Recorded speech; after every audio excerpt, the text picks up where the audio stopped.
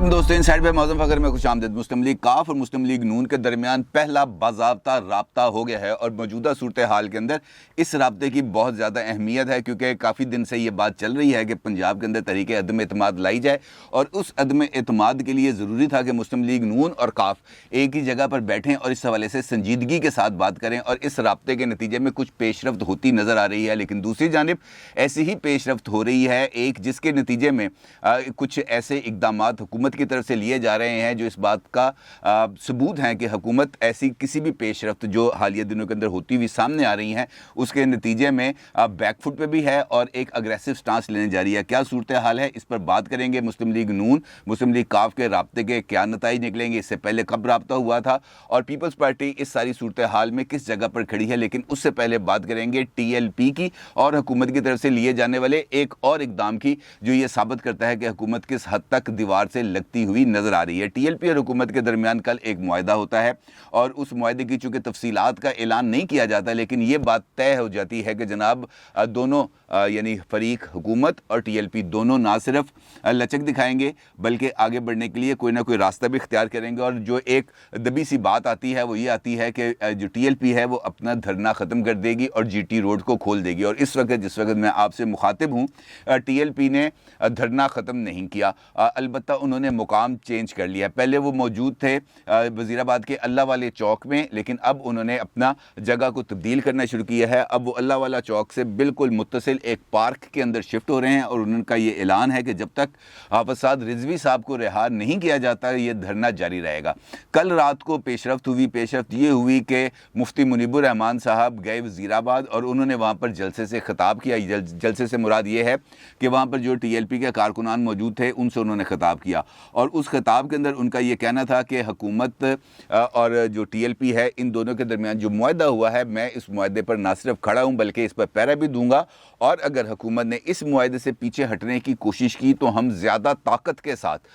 میدان میں دوبارہ اتریں گے اور حکومت کو چیلنج کریں گے اور حکومت کو مجبور کریں گے کہ وہ ہمارے تمام مطالبات کو تسلیم کرے۔ اس وقت جو صورتحال سامنے آ رہی ہے اس میں سے ایک چیز تو بڑی واضح طور پر سامنے ہے کہ ٹی ایل پی اس وقت حکومت کی طرف سے کرائی گئی یقین دہانیوں پر کسی بھی صورت اعتماد کرنے میں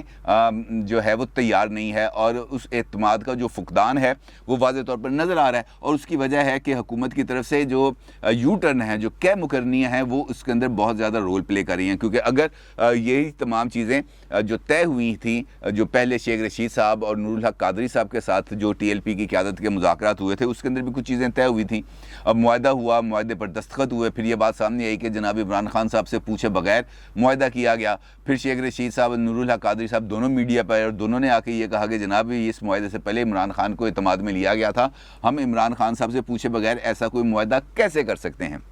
لیکن وہ معاہدہ روبہ عمل نہیں ہو سکا، اور اس کے نتیجے میں ایک نئی صورتحال پیدا ہوئی، اور وہ خطرناک صورتحال تھی۔ البتہ یہ ضرور ہے کہ اس صورتحال کی وہ خطرناکی کچھ کم ہوتی بھی نظر آ رہی ہے۔ اسلام آباد اور خاص طور پر جو فیض آباد کا جو فلائی اوور تھا اور وہاں پہ جو بندشیں تھیں، وہاں پہ جو کنٹینرز لگائے گئے تھے وہ ہٹا دیے گئے ہیں، اور اسلام آباد اور راولپنڈی دونوں نارمل لائف کی طرف لوٹ رہے ہیں، لیکن جی ٹی روڈ پر ابھی تک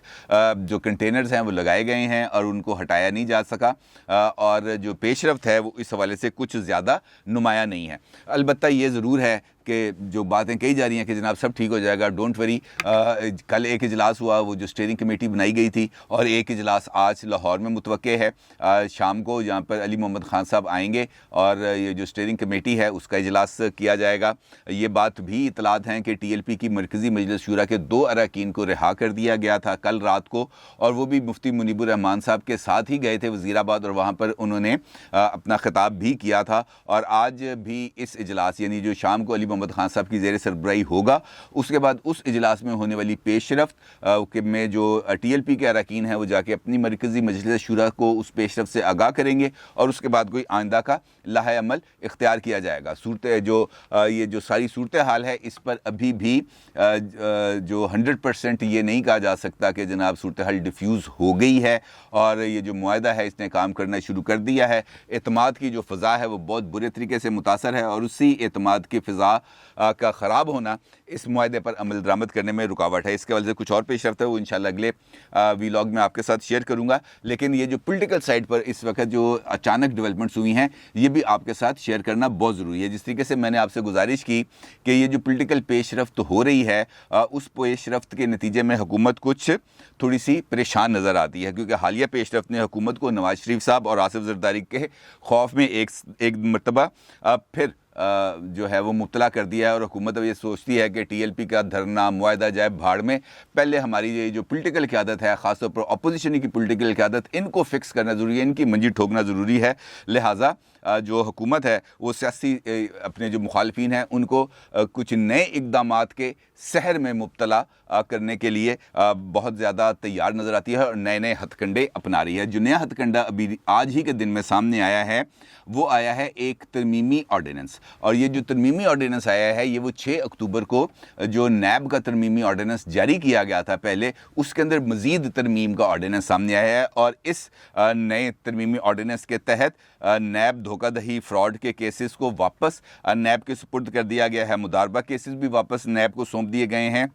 और इस बात को यकीनी बनाया गया है इस ऑर्डिनेंस के तहत कि आसिफ जरदारी साहब, शाहिद खाकान अब्बासी साहब, मरीम नवाज़ साहिबा और शहबाज शरीफ साहब को किसी किस्म का कोई रिलीफ ना मिल सके। और ये जो मनी लॉन्ड्रिंग के केसेस हैं,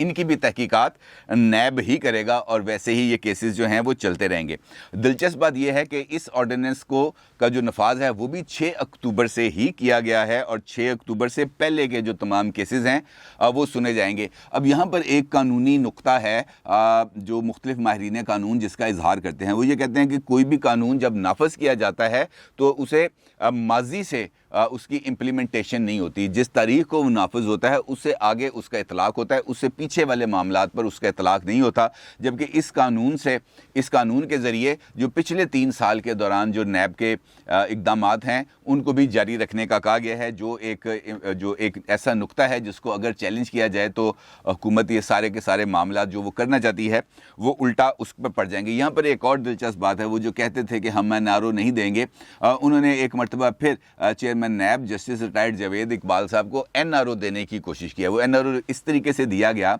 कि जो ओरिजिनल नैब लॉ है उसके तहत जो चेयरमैन नैब हैं उनके ओहदे की मियाद होती है 4 साल और उनको ओहदे का हटाने का जो तरीका है वो सुप्रीम जुडिशल कौंसिल, उसका एक फ़ोरम उन्होंने तय किया कि जनाब सुप्रीम जुडिशल कौंसिल ही चेयरमैन नैब को फारिग कर सकती है। और नाअहली के लिए जो कवायद ज़वाबित हैं वो वही होंगे यकीनी तौर पर जो किसी जज साहब को हटाने के लिए इस्तेमाल किए जाते हैं। अब मामला ये है कि इस नए कानून के तहत सुप्रीम जुडिशल कौंसिल का इख्तियार नैब चेयरमैन को हटाने के लिए ख़त्म कर दिया गया है और सदर साहब को ये इख्तियार मिल गया है कि वो चेयरमैन नैब को ओहदे से हटा सकते हैं। अब यहाँ पर जो मामला जिसकी वजह से मैंने आपसे कहा कि चेयरमैन नैब को NRO दिया गया है, वो मामला कुछ यूँ है कि आपको मालूम है कि उनका एक सरतापा वीडियो आई थी और उस वीडियो के तनाजुर में उनका जो कॉन्डक्ट है उसको चैलेंज किया गया था सुप्रीम जुडिशल कौंसिल के अंदर। और ये मामला अभी सुप्रीम जुडिशल कौंसिल के अंदर ज़ेरे इल्तवा भी है और उसकी 2 समातें हो चुकी हैं। और इस कानून के तहत यानी अब जो नया ऑर्डिनेंस आया है, अब सुप्रीम जुडिशल कौंसिल इस मामले पर किसी किस्म का फर्दर गौर व फिक्र नहीं कर सकेगी, इसके ऊपर कोई फ़ैसला नहीं दे सकेगी क्योंकि वो इख्तियार उनसे वापस ले लिया गया है। इख्तियार सदर साहब को सौंप दिया गया है और अब सदर साहब जाने और नैब जाने। अलबत्ता ये ज़रूर है कि अपोजिशन के गले के अंदर फंदा फिट करने के लिए तमाम तैयारियां मुकम्मल कर ली गई हैं और उसकी वजूहात हैं और बड़ी ठोस वजूहात हैं। एक तो मैंने आपसे गुफ्तगू के आगाज़ में बताई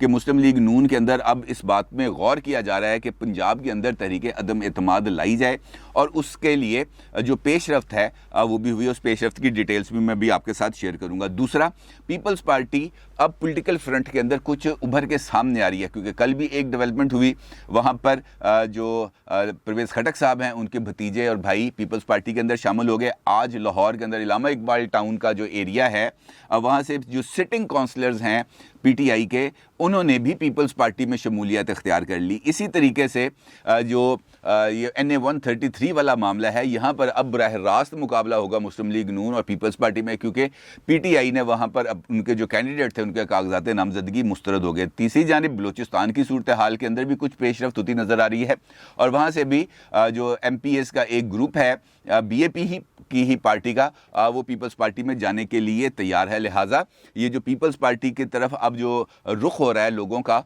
वो हुकूमत के लिए खासी तशवीश का बायस है। और नवाज शरीफ साहब के साथ जिस तरीके से राब्ते हो रहे हैं और नवाज शरीफ साहब के साथ जिस तरीके से अगले फ्री एंड फेयर इलेक्शंस के हवाले से यकीन दहानियाँ कराई जा रही हैं, तो यहाँ पर भी हुकूमत के अंदर ये सोच अब डेवलप हो रही है कि यार इस सिलसिले को कहीं ना कहीं हमें रोकना चाहिए। और उनके पास जो रोकने का वाहिद हथियार है वो है नैब, और नैब के अंदर उनका अपना चूँकि चेयरमैन बैठा है, लिहाजा वो किसी भी तरीके से दबाव डालकर या ब्लैकमेल कर जो अपोजिशन है उसको फिक्स करने की चक्रों में है, और इसीलिए ये नैब का ऑर्डिनेंस लाया गया है। अब अपोजिशन भी इतनी बची नहीं है, उनको भी पता है कि सारी सूरत हाल किस तरफ जा रही है, और जो वन पेज था उसके भी जो नुकसानात हैं वो अब सबके सामने आ चुके हैं। लिहाजा अपोजिशन भी अपने जो तर्किश के अंदर जो तीर हैं उनको ज़रा थोड़ा सा तेज़ तूज़ कर रही है, और इसीलिए राब्ता हुआ है मुस्लिम लीग नून का मुस्लिम लीग काफ के साथ, क्योंकि पंजाब के अंदर जो पावर शिफ्ट है वो मुस्लिम लीग काफ की मदद के बगैर मुमकिन नहीं। और इससे चंद दिन पहले भी एक राब्ता हुआ था,